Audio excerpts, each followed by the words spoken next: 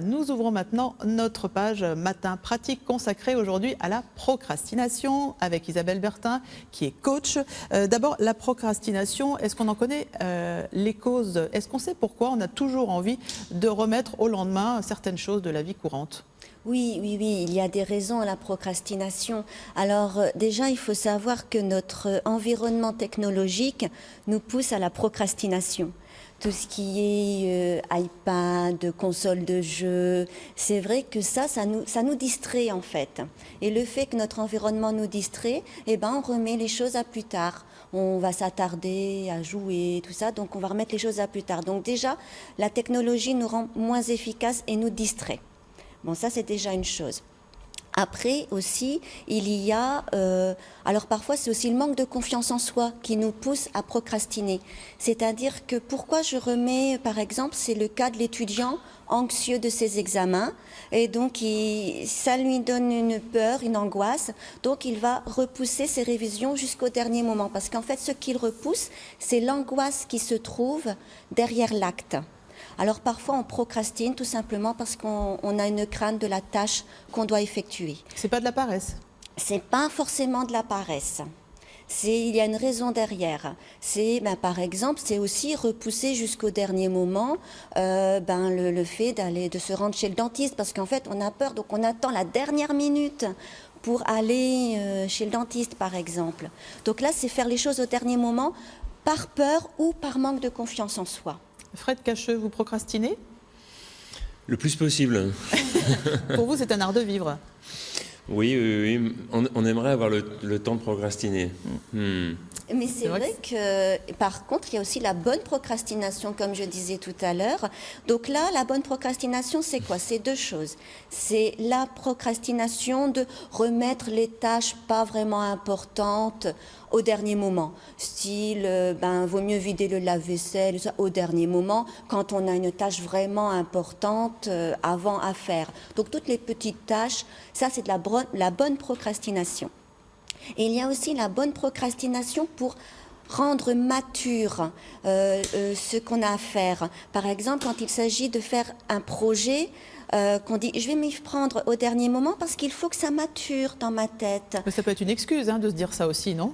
Après, ça peut être une excuse oui. aussi, mais des fois, il faut laisser le temps au projet de prendre place, de prendre forme dans son esprit. Et là, on est plus dans les choses plutôt intellectuelles, plutôt à réfléchir. Donc ça, c'est la bonne procrastination. Là, c'est la bonne procrastination. Celle qui est mauvaise, en gros, celle qui va nous plomber, quoi, en quelque sorte. Celle qui va plomber, c'est vraiment remettre les tâches importantes au dernier moment. Ça, c'est vraiment... Parce qu'après, il y a aussi, on procrastine par erreur de jugement. C'est-à-dire qu'on s'imagine que les petites choses vont vite à faire. Les petites choses prennent moins d'une minute. Alors des fois, même si c'est important, on se dit « oui, mais bon, j'en ai pas pour longtemps, donc je vais le faire au dernier moment, c'est peut-être important, mais ça me prendra 5 minutes. » Et ce qui prend que 5 minutes, en fait, finit par prendre plus de temps que prévu. Et là, c'est la mauvaise procrastination par erreur de planification, erreur de jugement. Est-ce que parfois la procrastination ne peut pas cacher une dépression? C'est-à-dire que... Oui. On n'avance plus parce qu'en fait on va pas bien, tout simplement. Parce qu'en fait on va pas bien, oui effectivement. La procrastination peut être un symptôme de la dépression aussi. Là c'est vraiment que la personne en fait elle n'a plus envie de rien et donc en fait tout vient au même plan. Il n'y a plus de choses importantes, très importantes, moins importantes ou pas importantes du tout. On est au même plan tout le temps.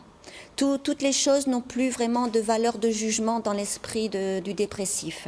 Alors, quand il ne s'agit pas d'une procrastination d'origine pathologique, oui. Qu'est-ce qu'on peut faire pour en sortir et pour avancer un petit peu plus dans sa vie? Alors, le premier conseil que je donnerais, c'est travailler sur sa confiance en soi. Ça, c'est déjà une première chose. Dans la confiance en soi, on va travailler sur les peurs qui se cachent derrière. Par exemple, pourquoi l'étudiant va réviser toujours au dernier moment? Qu'est-ce qui se passe? Qu'est-ce qui se cache derrière? Mais il y en a qui travaillent super bien dans l'urgence. Enfin, je sais pas, moi, ça me rappelle des souvenirs, mais après, je sais pas, visiblement sur ce plateau aussi. Après, là, c'est la bonne procrastination parce que la personne, elle se connaît, elle sait qu'elle va être beaucoup plus vive d'esprit, beaucoup plus, voilà, elle va sentir mieux les choses, plus en éveil. Elle a besoin, dans ce cas-là, de ce qu'on appelle de l'adrénaline, de je ne vis que dans l'urgence. Et là, elle va avoir besoin justement de cet état d'urgence pour pouvoir avoir les capacités intellectuelles beaucoup plus en éveil. Bon, alors on travaille sur sa confiance en soi, qu'est-ce qu'on fait d'autre? Après, on s'organise. Donc, c'est-à-dire que ce que je conseille, c'est pour les procrastineurs de s'organiser, de prendre un bout de papier, d'écrire la liste des choses à faire en mettant le matin les choses les plus importantes et qui prendront le plus de temps. Parce que le matin, on a toute la journée devant soi et on est un peu plus en forme. Donc, les choses importantes le matin. Et à chaque fois qu'on a fait une tâche, qu'on a enfin effectué une tâche, on barre au fur et à mesure. Je te conseillerais aussi comme troisième conseil, c'est éliminer tous les parasites extérieurs. Bon, là, il y en a beaucoup quand même à éliminer, non? Là, il y en a beaucoup. C'est-à-dire qu'on arrête la télé, on non, on l'arrête pas, surtout appels. Pas maintenant. Hein. Oui, non, pas là. Non, pas là. Mais voilà, on s'isole de tout ce qui pourrait nous parasiter. Console de jeu, on éteint. Les téléphones portables, on filtre les appels. Les enfants, on les met dans leur chambre. Les enfants, on les enferme dans leur chambre. Voilà, non, je suis occupée. Ça fait des mois que je veux faire ça. Je m'en occupe maintenant et je m'isole pour le faire et pour rester concentrée. Très bien. Eh bien, écoutez, merci beaucoup Isabelle Bertin pour ces conseils pratiques. Terre à terre, et c'est vrai que parfois c'est effectivement nécessaire de remettre à demain sa procrastination. Du coup, ça remet après-demain. Non. Voilà. D'accord. On repousse sa procrastination. Je vous embête. Allez, nous allons parler maintenant.